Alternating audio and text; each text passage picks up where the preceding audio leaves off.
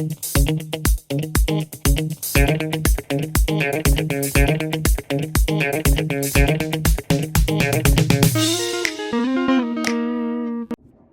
there, it's me again.